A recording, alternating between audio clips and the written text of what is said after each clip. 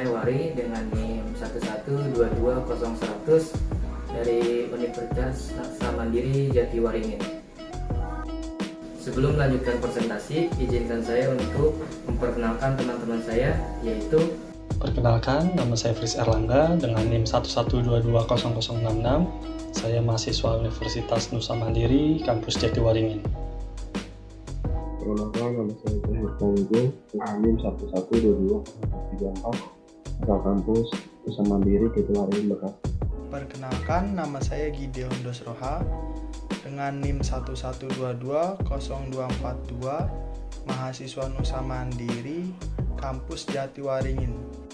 Perkenalkan, nama saya Firda Oktaviani, NIM saya 112200251. Saya berasal dari kampus Nusa Mandiri, cabang Jatiwaringin.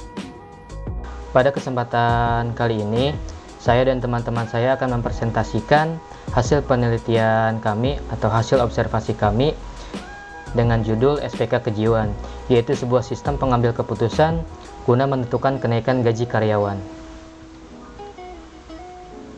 Saya di sini tidak sendiri, ditemani dengan teman-teman saya. Ada Fritz Erlangga sebagai ketua kelompok, ada saya sendiri sebagai anggota, Gideon Dosroha sebagai anggota, Cahyo Prayogo sebagai anggota, Firda Oktaviani sebagai anggota. Di dalam pembahasan materi ini ada beberapa yang akan kami sampaikan, yaitu mulai dari pendahuluan yang membahas materi tentang latar belakang, perumusan masalah, tujuan, dan manfaat. Lalu ada juga dari segi tinjauan pustaka, membahas tentang materi-materi yang berkaitan dengan judul yang kami ambil. Lalu ada pembahasan mengenai tahap pelaksanaan, mulai dari pengambilan sampel, analisa kebutuhan sistem, perancangan sistem, hingga ke pengujian sampel yang telah kami ambil. Lalu di akhir nanti akan disampaikan mengenai anggaran biaya dan jadwal kegiatannya. Untuk latar belakangnya, apa sih yang menjadi latar belakang pengambilan judul ini?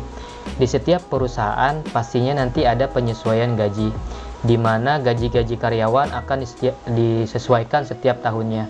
Entah itu penyesuaian dari aturan pemerintah daerah setempat, entah itu dari aturan internal. Nah, di mana jika memang kenaikan gaji itu ditetapkan secara internal, maka harus ada namanya standar atau faktor-faktor yang menentukan kenaikan gaji. Nah, faktor-faktor itulah yang nanti akan menentukan kenaikan gaji, di mana tidak ada lagi namanya kedekatan antara karyawan dengan atasan akan menentukan gaji.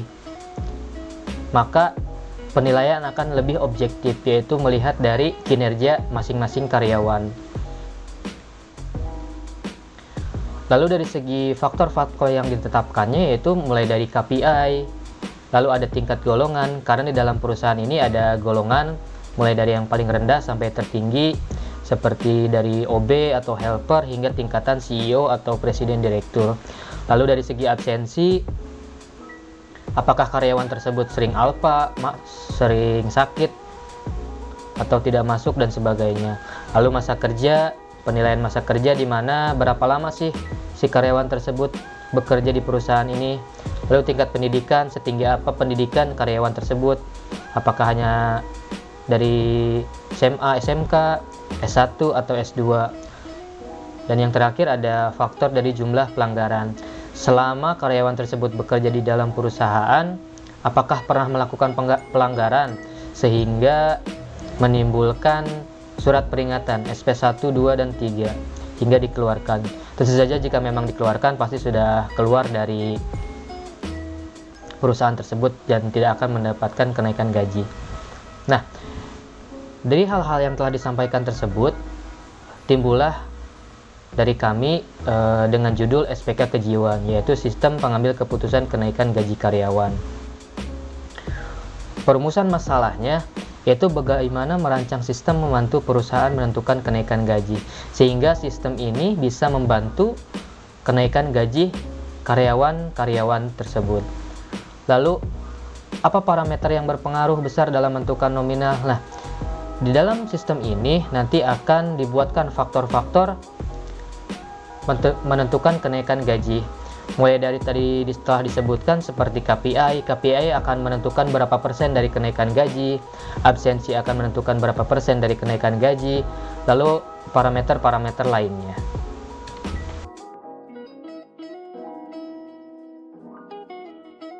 Di sini saya akan menjelaskan tujuan.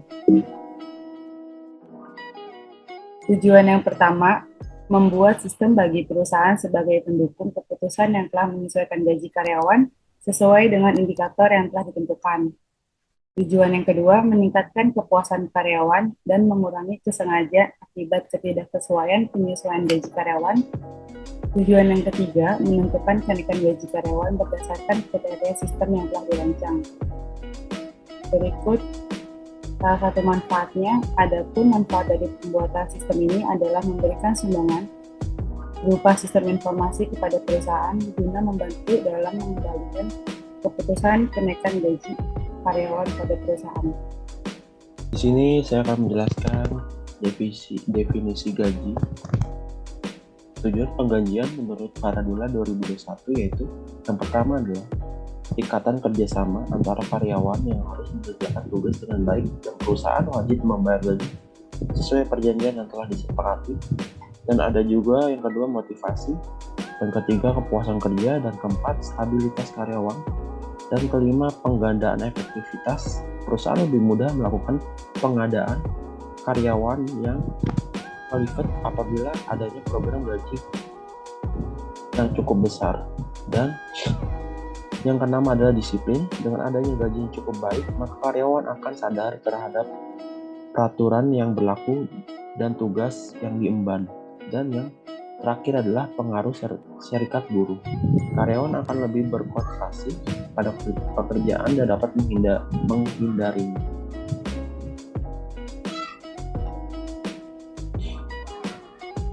Dan berdasarkan penjelasan di atas, selain gaji adalah sebuah kewajiban yang harus diberikan oleh perusahaan kepada karyawan karena telah menggunakan jasa dan tenaganya.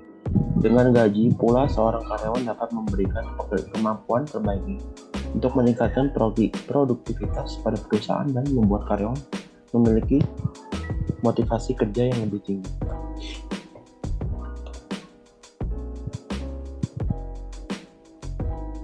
Dan di sini ada tujuan sistem pendukung keputusan. Tujuan detail dari sistem penunjang keputusan menurut Muzaki 2020 adalah sebagai berikut. Yang pertama adalah membantu manajer perusahaan atau organisasi dalam mengambil keputusan atas masalah semi-struktur. Dan yang kedua, mendukung pertimbangan manajer dan bukan dimaksudkan untuk menggantikan fungsi manajer. Dan yang ketiga, meningkatkan efektivitas keputusan yang diambil manajer daripada perbaikan efisiensinya.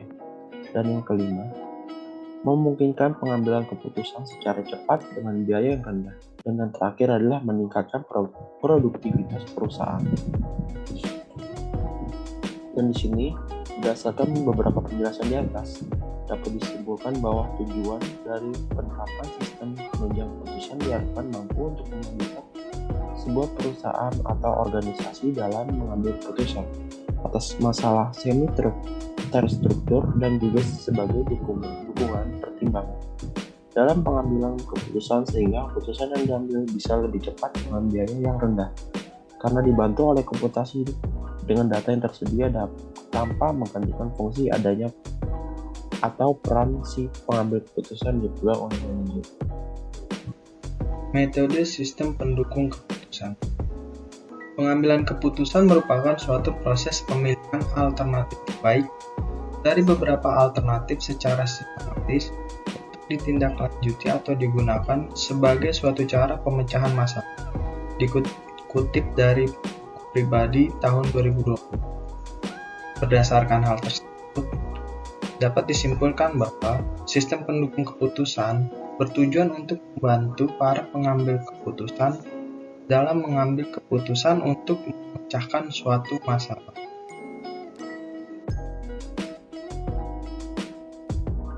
Simple Additive Weighting atau SAW merupakan salah satu metode sistem pendukung keputusan di mana menggunakan penjumlahan terbobot dari rating kinerja pada setiap alternatif pada semua kriteria.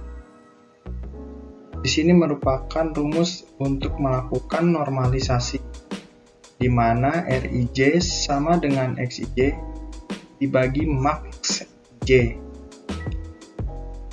atau min IJ dibagi dengan XIJ. Kita akan menggunakan rumus XIJ dibagi max IJ apabila J adalah atribut yang bersifat keuntungan atau benefit, di mana apabila nilai tersebut atau nilai kriteria lebih besar, maka akan semakin bagus. Sebagai contoh adalah apabila nilai dari prestasi suatu karyawan semakin tinggi, maka akan semakin baik. Atau contoh lainnya adalah apabila pendidikan dari suatu karyawan tersebut lebih tinggi, maka akan lebih baik. Dan apabila sifatnya itu bersifat benefit, maka kita akan menggunakan rumus XIJ dibagi max IJ. Dan untuk min IJ dibagi XIJ, kita akan menggunakannya apabila kriteria J atau atribut J bersifat cost atau biaya, di mana apabila nilai dari kriteria tersebut lebih kecil, maka akan semakin baik. Untuk contohnya, ketika karyawan tersebut sedikit melakukan pelanggaran atau nilai dari pelanggaran tersebut lebih sedikit atau nilainya lebih kecil, maka akan semakin baik. Maka kita akan menggunakan min IJ dibagi XIJ.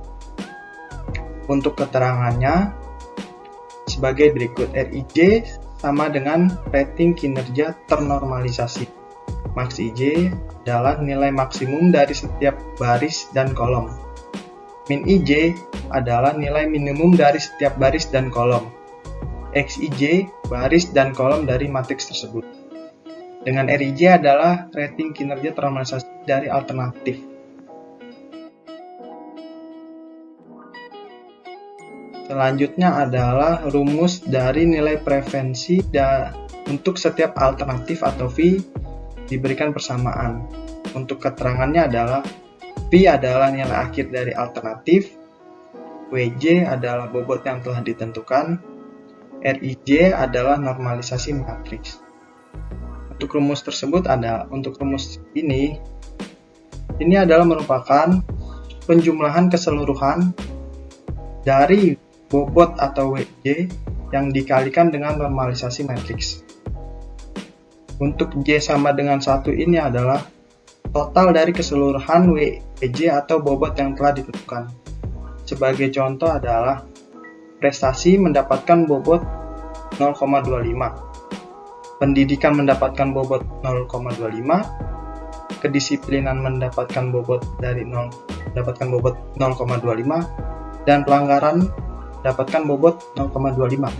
Maka apabila bobot tersebut dijumlahkan, itu sama dengan 1.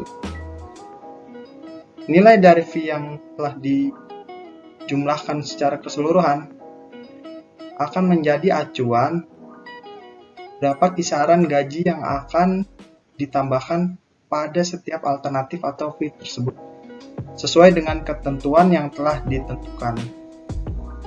Demikian penjelasan dari saya. Selanjutnya kita masuk ke materi tahap pelaksanaan. Di tahap ini ada 4 aktivitas yang kita lakukan untuk membuat sistem SPK kejiwaan ini, yaitu yang awal dilakukan adalah pengambilan sampel terlebih dahulu. Lalu selanjutnya kita melakukan analisa untuk kebutuhan sistemnya. Kemudian setelah kita sudah mengetahui kebutuhan sistemnya apa saja, kita lanjut untuk melakukan perancangan sistemnya sekaligus pembuatan programnya. Dalam hal ini berbasis web. Dan yang terakhir adalah tahap pengujian sampel. Di tahap ini kita melakukan pengecekan apakah nilainya yang dimasukkan akan menghasilkan output yang diharapkan. Next.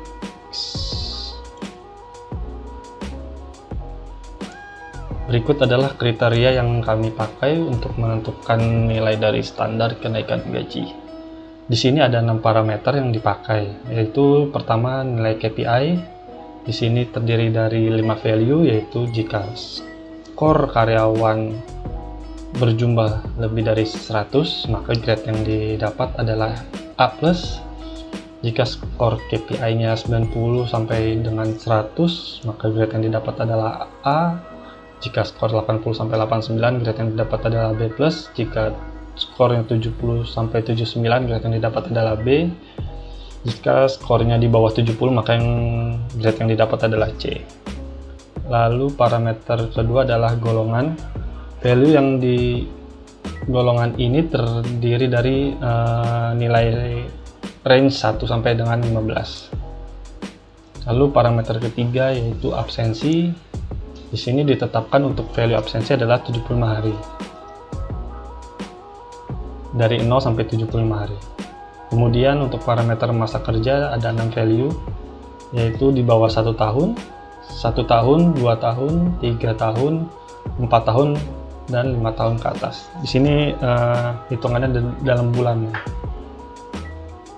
Oke, lalu untuk pendidikan ada 5 value, yaitu jika SMP itu bernilai 1, jika lulusan SMA atau SMK dia bernilai 2, jika D3 itu nilainya 3, lalu S1 atau D4 itu bernilai 4, lalu untuk S2 atau S3 itu memiliki nilai 5. Lalu untuk parameter pelanggaran ada 3 value, yaitu jika dia tidak ada pelanggaran, maka nilainya yang didapat adalah 1.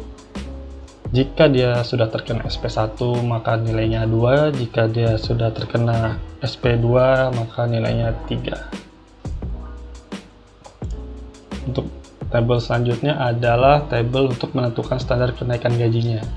Di sini terdiri dari 4 nilai, yaitu jika nilai dari perhitungan kriteria mencapai lebih dari atau sama dengan 0,9, maka jumlah kenaikan gaji yang dianjurkan adalah Rp800.000.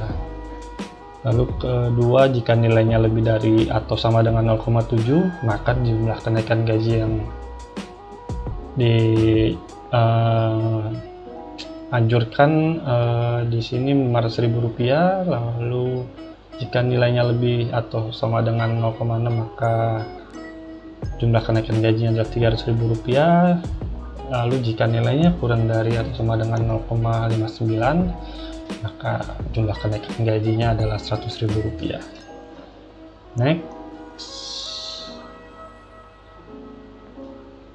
Nah, di sini ada tabel kriteria dan bobot. Terdapat 6 parameter yang disebutkan sebelumnya. Setiap parameter mempunyai bobotnya sendiri-sendiri untuk melakukan perhitungan. Yang pertama untuk parameter nilai KPI, atau di dalam rumus yang kita buat ini kita sebut dengan parameter C1, memiliki bobot 0,25. Untuk parameter kedua yaitu parameter golongan, atau yang kita sebut itu parameter C2, memiliki bobot 0,2. Untuk parameter absensi atau C3 memiliki bobot 0,1, parameter masa kerja atau C4 memiliki bobot 0,1, parameter pendidikan atau C5 memiliki bobot 0,2, dan yang terakhir parameter pendidikan atau C6 memiliki bobot 0,15. Next. Berikut tabel penilaian dari kriteria dan nilai dari parameter yang kita contohkan. Di sini ada 4 data sampel karyawan.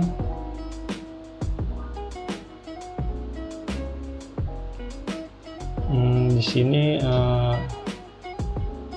nilai-nilainya yang didapat, misalkan per karyawan misalkan C1 itu bernilai 70, C2 1, C3 10, C4 10, C5 1, C6 1.